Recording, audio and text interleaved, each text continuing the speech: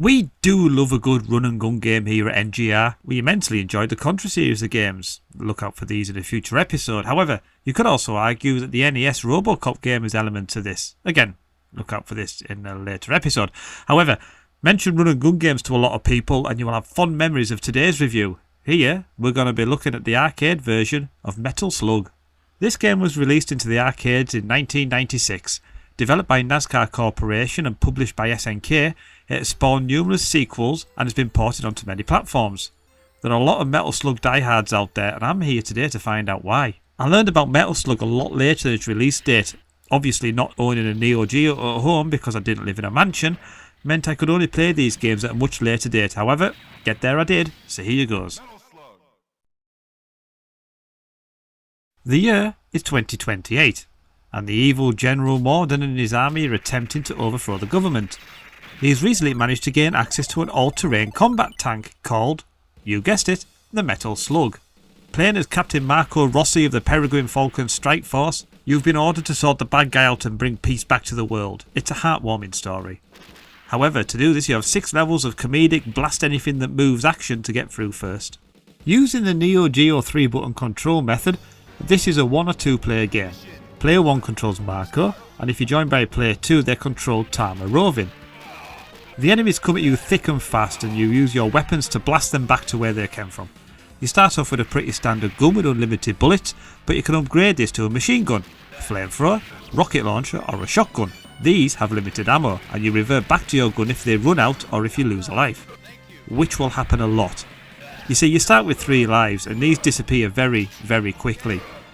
It's normally a one shot and you die system. This was a definite coin muncher back in 1996. The end credits scene tells you how many continues you've used, but I am jumping ahead of you.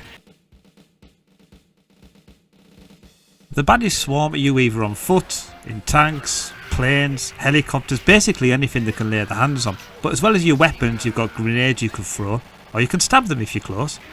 The version I'm playing here is the USA version with no blood, but other countries' versions are a bit more gruesome. As well as all this you can drive your own Metal Slug. This will give you the ability to shoot and use cannons to blow the evil bad guys away. You get 3 hits before you get a warning that your tank is about to blow up and you need to get out of it quick smart before it takes you with it.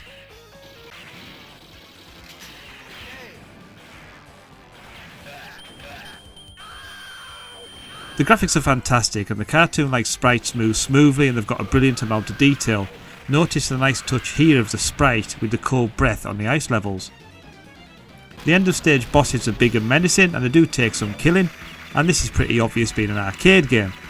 The music is also great with the guitar riffs making a statement in the arcades of the time.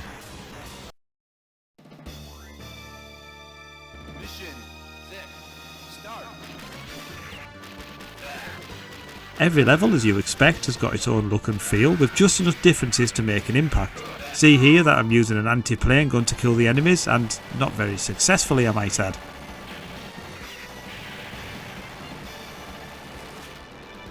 When you finally face the evil General Morden, there's a nice end sequence with a message of peace at the end. If you complete the game in 2-player mode it looks different and it does set the scene for the following games to come, but I'm going to let you see that for yourself. The game has been ported onto various consoles and systems over the years and an official sequel was released in 1998. There have been in total 7 Metal Slug games alongside various remakes, but this is where it all started and you can see why there was a sequel made. There is lots to do with this game and developers tweaked a lot going forward with things like character selects and various other things, but this is a brilliant little run and gun game so it's well worth a check out. So that's all for this episode. I'd like to say thanks to everyone who's subscribed so far, liked and commented. I'm getting lots of ideas for new games reviews so keep them coming, but for now, if you haven't subscribed already just click the button at the bottom. I'll see you next time on Noob Game Reviews.